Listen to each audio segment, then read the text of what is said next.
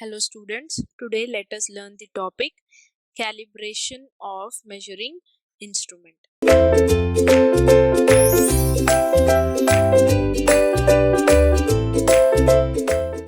So we know that it is very important or it is essential to use. So it is very important or very essential that the measuring equipment or instrument must be validated. So validation is a process to ascertain whether the given physical quantity conforms to the original or national standards of measurement, and this is known as traceability of the standard. So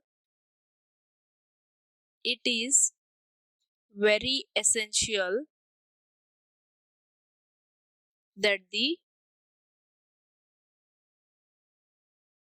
measuring instrument must be validated. So the process of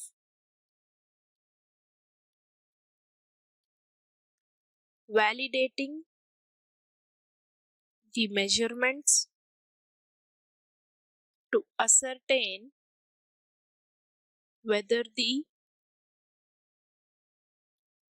given physical quantity conforms to the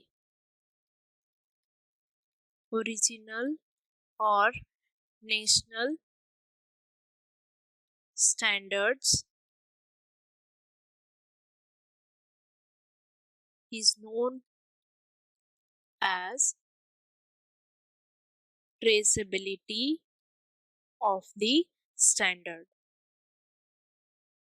So the measuring instrument must be validated, which means that we have to check whether this measuring instrument is giving us proper result or not. That is nothing but we are validating the measuring instrument.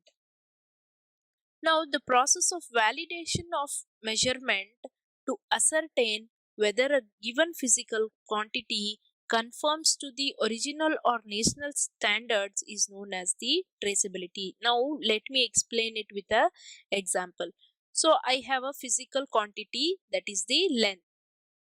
So length is the physical quantity of a component. Let us consider its length is something 499 millimeter. Now this length, that is the physical quantity, must be checked whether it is conforming to the standards or not. So standard length is 500 mm. So I have to check this physical quantity with that of the standard length. So standard length is 500 mm. So this comparison of physical quantity to check whether it is conforming to this national or original standard is called as traceability of the standard. Okay, so I hope you have understood what is traceability. So the main principle of or objective of metrology and measurement is to analyze the uncertainty of individual measurement. So we have to check when we are making any measurement, we have to ascertain whether it is made certain or whether it is according to the standard or not. So we have to see that traceability should be disseminated to the customers. So calibration is one of the methods of achieving traceability. So calibration is a means of achieving traceability. So one of the essential objective of metrology is that the results which we are obtaining after the measurement should be meaningful.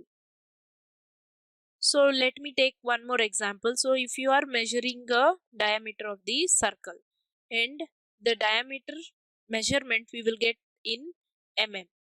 If you are getting the results in percentage, is it meaningful? No, it is not meaningful. It is not related to the diameter at all. So the main objective or the principal objective of metrology is to get meaningful results for measurement.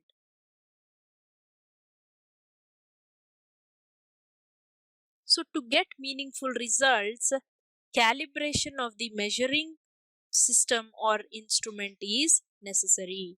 To get meaningful results for measurement, calibration of measuring instrument or equipment is necessary. So calibration is the process which is used to establish relationship between the values of the quantities indicated by the measuring instrument and the corresponding values realized by standards under specific conditions. So calibration is the procedure used to establish a relationship between the values of physical quantity applied to the instrument and the physical quantities indicated by the instrument and the corresponding values realized by standards under specific conditions. So now let us take an example. So here measuring instrument and standard. So here we are measuring physical quantities. So physical quantities like length, surface finish, shape, size. So the measuring instrument is measuring few physical quantities like length, surface finish, shape, size, etc. Okay. So these values will have certain standard values. For the length, there will be some standard length. For surface finish, there will be some standard surface finish. So calibration is the process to establish relationship between the values of physical quantities which are indicated by the measuring instrument. So values of the physical quantities which are indicated by the measuring instrument and the corresponding values which are realized by the standards under specific conditions. That is nothing but we are comparing the values or we are making a relationship between these two values. So the values which are obtained by the measuring instrument and the values which are indicated by the standards. So this is nothing but calibration. To obtain the relationship between these two quantities is called as calibration. So if the values of the variable involved remain constant or not time dependent while calibrating a given instrument, this type of calibration is called as static calibration. So what is static calibration? Static calibration. So here the values of the variables involved remain, the values of the variables involved remain constant, not time dependent, while calibrating an instrument is called as static calibration. So here the values of the variables involved, that is the length, these are the variables. If these values remain constant while we are calibrating, that is while we are making a relationship between the measuring instrument and the standard, then such calibration is called as static calibration. So if the value is time dependent or time based information is required, then it is called as dynamic calibration. If the value is time dependent or time based information is required, then such calibration is called dynamic calibration. So, the relationship between an input of known dynamic behavior and the measurement system output is determined by the dynamic calibration. So, the main objective of all the calibration activities is to ensure that the measuring instrument will function to realize the accuracy objectives. So, the main objective of all calibration activities is to ensure that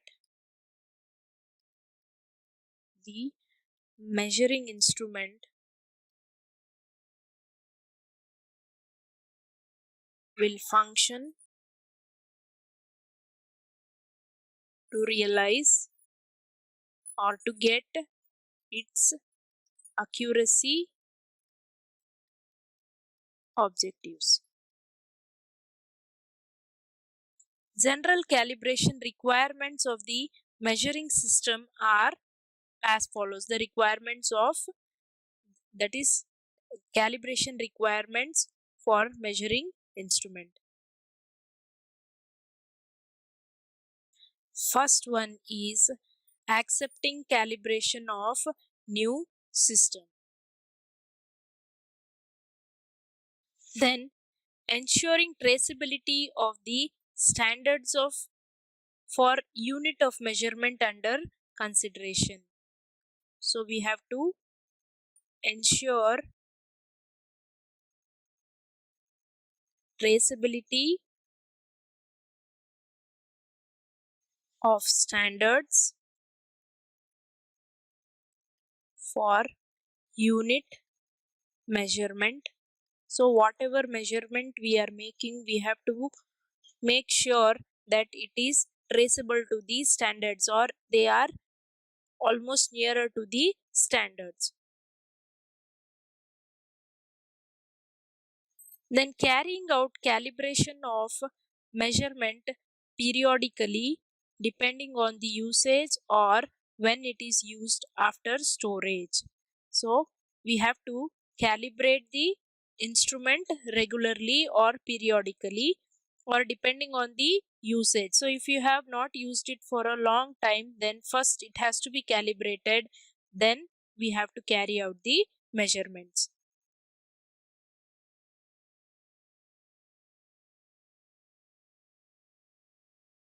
So calibration can be achieved by comparing the measuring instrument with the following components. So calibration is achieved by comparing the measuring instrument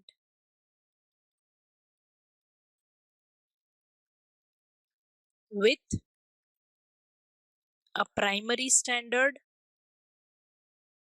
or by a known source of input or a secondary standard that possesses high accuracy than the instrument to be calibrated.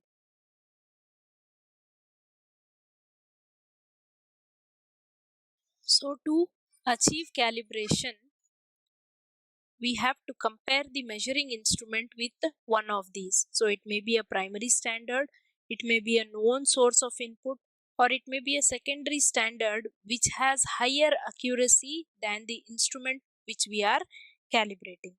So during calibration, what we have to do is the dimensions and the tolerance of the gauge or the accuracy of the measuring instrument. So let us consider the accuracy of a measuring instrument is checked by comparing it with a standard instrument of known accuracy. So during calibration, the accuracy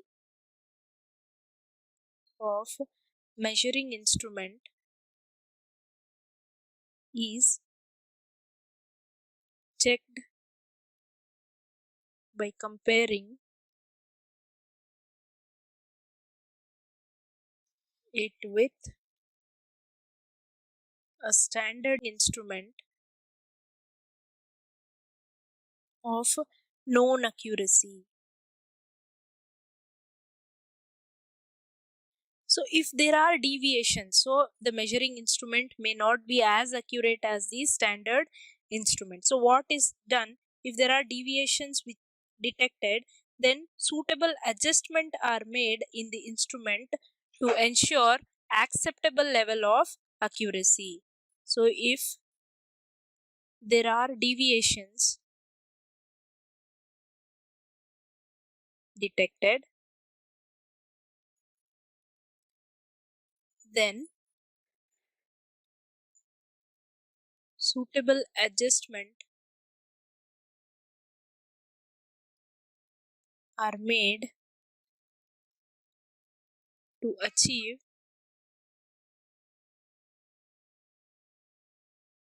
acceptable level of accuracy in the measuring instrument. So the conditions that exist during the calibration of the instrument must be similar to the conditions under which actual measurements are made. So we have to maintain the conditions while calibrating the instrument, whatever conditions are appearing. For example, maybe the temperature, the pressure, or the humidity, or whatever atmospheric conditions, or any other conditions. So all these conditions must be same when we are making the actual measurement also. So the conditions that exist during calibration of instrument must be same as that when actual measurements are made. So the standard which we are using for calibration purpose must be one order of magnitude more accurate than the instrument to be calibrated. So the standard which we are using must be more accurate than that of the instrument which we are calibrating, which we use for calibration must be one order more accurate than the instrument we are calibrating. So when we are intending to achieve higher accuracy, then it is important to know all the sources of errors so that we can evaluate them and control them. So, when we intend to achieve greater accuracy, then it is important to know all the sources of errors